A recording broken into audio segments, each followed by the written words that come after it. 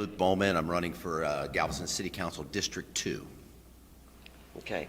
Would you be willing to pledge that you will not vote for any effort by the City Council to increase net property taxes, or service fees, permit fees, or any other taxes, fees, or levies on the businesses and citizens of Galveston? Well, I mean, that's kind of a tough question. I don't think I could pledge 100% that I would never do that, but I don't see a situation where that would really come into play. But if we pledge never to do it, we don't know what the situation could be down the road that might have to do something. So as a straight out pledge, no. But I mean, as an agenda and as the way I approach things as a small business owner, I mean that would be the very last thing that I would ever want to address as we move forward in anything. So I don't see that as a real reality, but it'd be a tough thing to do. But it would have to be dire situations for that to happen. Okay. What do you feel is the biggest opportunity for Galveston? Well, I think at this point, our biggest opportunity is maybe a change in direction as a strategy as a city. It seems like we are kind of at a kind of a stagnant point where, you know, we've been going about things the same way for a long time, and we don't seem to have an overall vision of what it's going to be like in 5 to 10 years. A lot of us are getting a little bit older. You know, we're going to be making decisions. I'm not speaking for myself, but we're going to be making decisions for the generations behind us.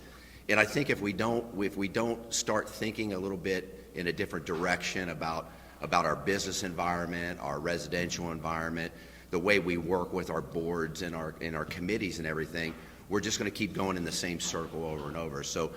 My thought process to get on city council is that we need to try to make a difference. I don't know what I can do because we're limited as far as ordinances and making appointments, but we certainly can provide direction. And if we could get a council together that agrees and has a common agenda, without a lot of the infighting and things that goes on. If we can get to that common agenda, we can set that agenda, and then the city has to carry that agenda out. And I think that's where we need to be in the future. We gotta move forward and understand that the island's changed. The people in my neighborhood is totally different than it was when I moved in 7 years ago. COVID's changed a lot, and a lot of it's to the good. We have a lot of new residents. We got a lot of houses that have been fixed up. We've got new businesses coming in and everything like that. But we're still looking at things the way we were before that. So we have to take into account the changing dynamics, and then we have to adjust what we're going to do going forward based upon those changing dynamics, and then move forward from there. The Galveston Wharves is a self-sustaining city entity and major economic engine for the community. How would you characterize the relationship between the port and the city, and how would you help ensure the port remains competitive? Yeah, that's interesting, because when I look at that relationship, I get really perplexed sometimes why we have these antagonistic relations, kind of built in on some of these deals. But I'm a fan of the Wharves Board. I think our director, Roger, does a great job over there. You look at what he's done since he's been there, and it's just been phenomenal what I've seen. You look at the cruises and everything else that's going on. So I think that the city needs to. We need to support their plan. I mean, you read the detailed plan; it's outstanding. I mean, the master plan's good, and you see the stuff getting implemented, and if you get behind it. But what I see a lot of times, and this is an outsider looking in. I'm not an inside player in Galveston. I'm a small business owner. I've never done politics before, so this is the first time I've done this. But I'm not coming in with any agenda. I'm looking at saying what's best for Galveston. What's best for Galveston right now is to support the mission of what the port's wanting to do, because it makes sense when you look at it. You're talking about developing a whole area in there that could be, you could see, that could be the next entertainment district in a way, with the way things are going. And we're running a lot of people through that port. And how do we get some money out of those people before they get on that boat is going to be the biggest thing we could try to figure out to do, right? But we have to do that together. I hear a lot of talk about, well, we're not diversified enough. We need to have more cargo. Well, it looks like the plan has the cargo, going in on the west end, and that's where it should be, because I don't think you're going to get some cruise lines to go all the way down the west end in those big old boats. But I hear people, I hear things about well, we're too dependent on cruises. But, the way I look at it is, there's not enough cargo you can get that would offset a big drop in cruise anyhow, right? So we do have to be conscious of that on that west end and make it right, and where we can monetize that and make money out of it. But at the same time, I don't think we do it at the expense of the cruises. That was your 2 minutes, but it's going to follow up into this question. Do you agree with the Port Strategic Master Plan and the steps taken to achieve the plan? Yes.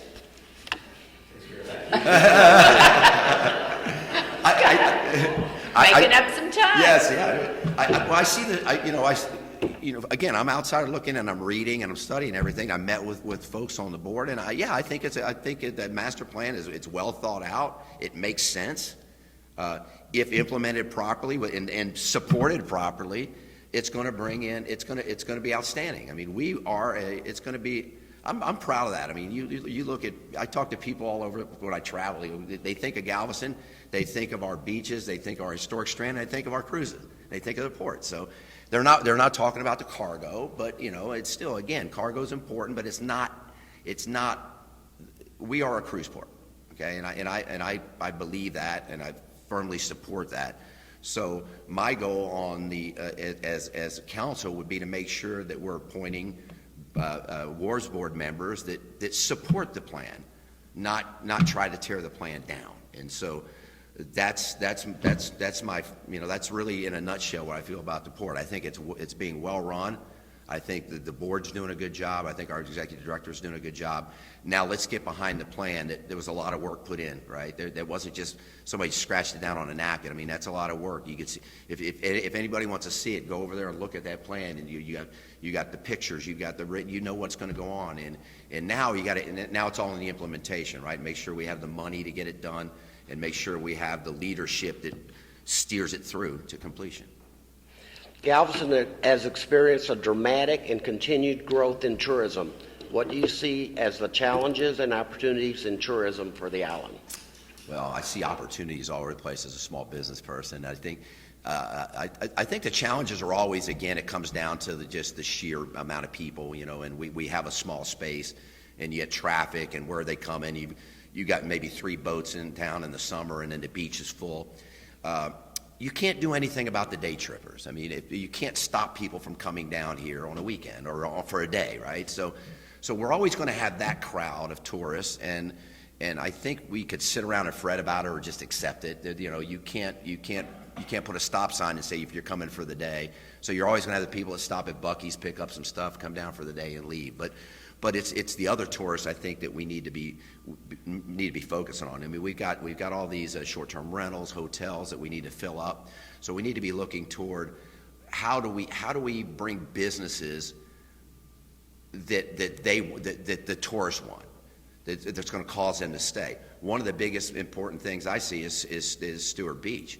I mean, that used to be, when I was growing up, that was a cool spot to go, and now it's just it's not much. So you got to attract people there, and if you got Margaritaville coming in, and we've got a vibrant Stewart Beach, think about what that does to that east end of Seawall, where it's not very crowded if you go there in the summertime. I live down that end. There is space for more things to happen, but it's down there. But that's why I don't see an overall plan as at the city as saying how do we accommodate.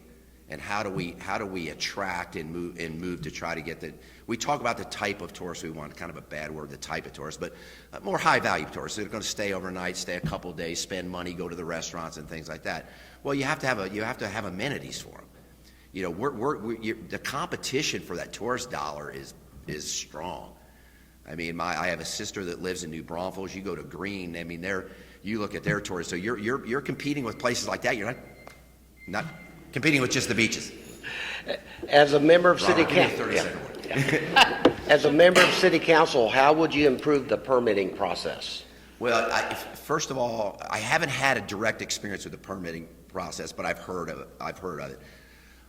I think sometimes those are misunderstood. I think what we need to have in the permitting process and even in the code enforcement process is a more customer-centered approach, that we understand that the small business owners, the residents, are the customers of the city, and those departments need to treat us like customers, and not like a burden or something like that. So the process should be clearly spelled out what that process is. It should be, everybody should, when you go in there, you should be able to know exactly what it's going to take, what we need to do. But it should be a friendly approach. The bedside manner needs to be better when we're dealing with these things. So even if we're told no, we still smile and go, "Well, the experience was good, right?" So we don't need that antagonistic approach, which I see, and I take that back to a little bit of a culture issue, and that seems to permeate a lot within within different departments and things like that. And I can't get my handle on it specifically, but it seems to be that, even on code enforcement, I know you're talking about the permitting process. Permitting process needs to be streamlined, and it needs to be user friendly. Okay, and that's not hard to do. It just takes training. It takes people understanding who their customer is and how do you best serve your customer. And the same thing goes with the code enforcement. We hear a lot of stories about that. I don't think in general the code enforcement should be lax. It should be good, but how you do it is important. It's how we treat. As a business owner, it's how I treat my customer.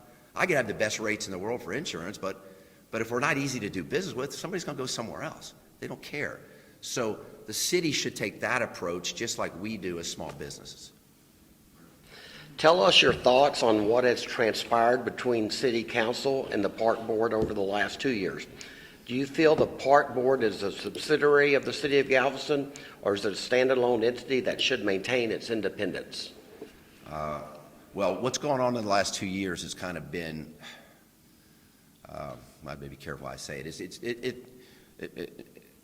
a little bit embarrassing, I think, when I was watching it, because that's when I started looking at, really looking at things and seeing what's going on. And then it seems to me like when I first got here, it wasn't that big a problem because there wasn't as much money involved, right? The hot taxes weren't as high and everything. Then all of a sudden it became real money, right? Then it became all kind of, infighting, things like that. Now, I think at some point a couple of years ago, leadership on both sides were probably both entrenched in and trying to, and things like that.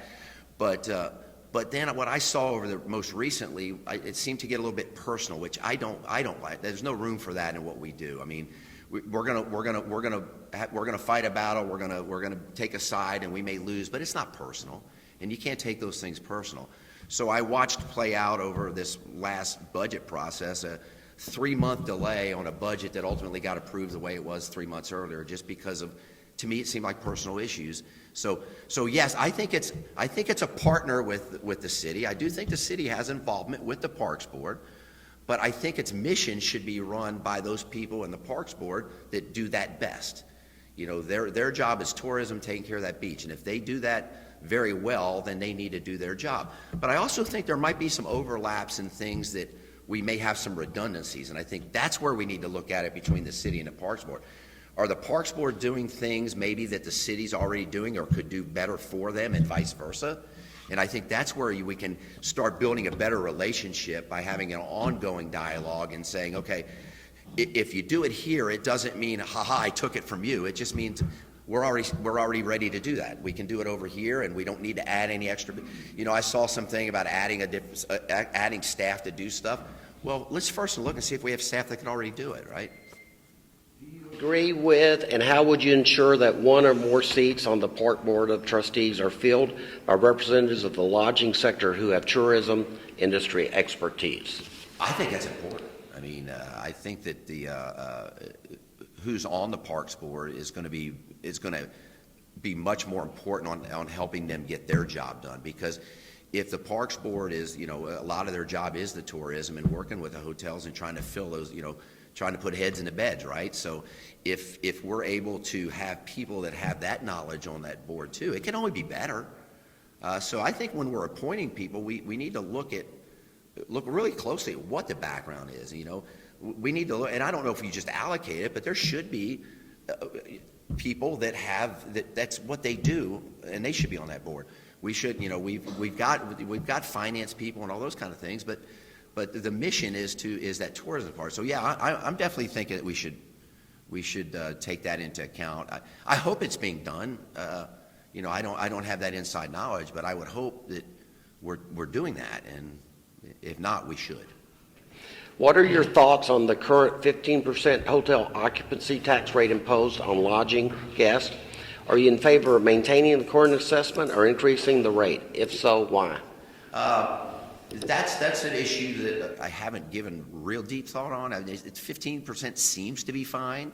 You look at some other cities, they're higher, some are lower, but I think that's one that would take a lot of consult with the hotel and restaurant hotel association, also with the short-term rental association, because that does affect things. Because I mean, you could fee and tax people to death, and then at what point do you get where it starts hurting the business? And so I think that would take some study, but I'm not always opposed to those types, 100% opposed to those types of fees that are being put on tourists. So I mean, if we're talking an extra penny or an extra nickel or dime, well, that makes a big difference, right? So I think it's 15% is good unless we have, unless we have really good facts and work with the people it affects most to determine if there is room, to maybe do something there. City Council, how would you collaborate with the Chamber of Commerce to support and promote local businesses? Well, I would hope to be able to collaborate like I do now, and I don't know that I would see that from the City Council, but when I opened my agency down here, it was about 6 years ago. The Chamber's been a big help to me. I mean, as a small business owner, I'm down here just trying to. Your head's swimming, where do you go? How do you do things? And we met so many people. We've formed so many relationships. So from a personal standpoint, that works great. And somebody asked me, well, the Chamber doesn't do anything for me. You get what you put in. If you're just sitting back and not doing anything, not getting involved, what do you expect? But if you get involved, you get a lot. It's a big return. But I think from the City Council standpoint, we should embrace the Chamber, because this is an unpaid, I mean, it's not a city funded, it's no taxes. And all they're doing is promoting businesses. So the Chamber is helping the city, helping businesses, which increase taxes, all just with their own fund, membership dues, and everything else in the things we do. So it baffles me a little bit why that relationship's not there. It's kind of like, oh well, we don't do it at the Chamber. Why not? I mean, it's just like anything else, except the Chamber's a little more fun than some of the other committees and stuff, but I enjoy it, not just because I'm talking to you guys. If some of you know me, it's been a big part of my business, and I know it's helped a lot of other businesses. And guess what? These business owners, we're residents too. So people say, what it's doing for the residents? Well, if you're helping the businesses, you're helping the residents. So I like it, and I would be, as a council member, I would be in communication with the Chamber. I would like to be able to give updates and get input when things are related to business. The permitting process, what are your members saying about the permitting? What are your members saying about these things? And that's how we get to help fix some of those things. How does the City Council involve the Chamber of Commerce in the planning and implementation of economic development initiatives and new business opportunities? Vic, I don't know really the answer to that, because I haven't seen what you guys are doing with the city on those. As in general, I see a kind of a lack of economic development activity. I think there's some GDP. I think there's some different things they're supposed to be doing. But I'm not seeing who's out there recruiting companies. We've got some empty land up on my district on Seawall, and just sitting there, prime spots and stuff. But who's actually going out and trying to get businesses to come look at it? What kind of I've been told, oh, we don't do incentives. I'm going, well, why not? I mean, if it makes sense, do you do incentives? Well, maybe. Let's see, right? I would think we need to ramp that up, and whether it's a combination of the Chamber or other entities. But what I've seen is the organization that's constantly working with businesses and new businesses is the Chamber, with a mission to do that. So I would still like to see some of these other organizations step up and say, look, it's great to have meetings and have little workshops and stuff, but what are you doing? Who are you talking to? Who are you recruiting? Who are you trying to bring down here? Because we do have an environment, I think, that could be conducive for that, but it can't be reactive. We have to be proactive in those areas. So that's what I would push, is to be a little more proactive in business development, Sarah. Name the top things you have done or plan to do for your constituents. Well, I haven't done anything yet, obviously, since I don't have my constituents. But what I want to do specifically for constituents, and it's been lacking in my district a little bit, is I want to be a squeaky wheel for them. Because if you look at a lot of these street projects and these drainage projects, they're in my district. You're in there. They're in their district, and some of them are lagging on. We just had the 37th Street where the contractor went bankruptcy. Now we're spending another million something to try to get that fixed. You go down 25th Street, a lot of work done. We still got puddles places. You go down some streets and you're just bumping along. So things like that, and that's what they really care about. The residents care about that. I was walking the neighborhood yesterday, and they were saying, "Well, nobody's ever come out to talk to me." So I got some really good feedback. So I want to be able to be the person. They don't know where to go. They call the city, they go here, and next thing you know, they're just frustrated. So nothing gets done. And so I want to say, you call. That's my job. It's probably going to be. I'm probably going to, regret saying that, but that's my job to do is to shuffle that through. And I promise. I'm saying I can't promise you a result, but I can sure promise you that we could get it addressed and find out what the reason is. And you know what I was appalled with a little bit yesterday when I was walking. I talked to some people, and a lot of people don't have a lot of nice things to say about how the city's run. And I was like. And I don't want that. I want people to say, "Hey, this is great." I trust the government, so I want to have transparency. That's the main thing, transparency. If we're having a discussion at City Council, our residents need to know about that. And we have a couple of city councilmen that do a very good job of that. But I feel that I can do a good job for my district because I felt what it's like to not have that attention. So I want to fix that, and that's why I'm running. Luke, this is your moment for your 2-minute closing statement. I kind of did that. I've been in business here and living here. Over the last two years, I haven't been real happy with my representation, especially over recently. And I've said there, I told myself, I was talking to my wife about it. And I said, well, there's really two things you can do. You could sit around and complain, or you could do something about it. And so I'm going to try to do something about it. That's why I'm running, because I think I bring a different perspective, not just being a small business person, but I haven't been on this island for 30, 40 years. I'm not plugged in with any kind of a network or any kind of influencers. I don't come with an agenda. I'm going to be open and honest. I'm going to give everybody the benefit of the doubt unless I have facts to prove otherwise. And I think that's what we need. I think we just need some different thinking. And I look at what goes on, and I talk to people, and the more I talk to them, I think the more if someone can just come in there and do things for the right reasons, just do it for Galveston. Every decision doesn't have to be, well, it's bad for them but good for them. Decisions can be made that are good for all the constituents. And when you look from the small business perspective, in District 2, the small businesses are our residents. I mean, we've got heating and air conditioning company, we got electrical companies, we've got TV repair, we got restaurants, we got bars and everything, and they also live in the neighborhood. So we generate, oh well, that's just helping business, or that's just helping residents. Look, we're all the same. So if we could get that, if we could tie that in where we make decisions that's based for our businesses, our residents, and our guests. And if we keep those three things in mind, you're going to make good decisions. So with that, Luke Bohlman, District 2. Perfect. Thank you.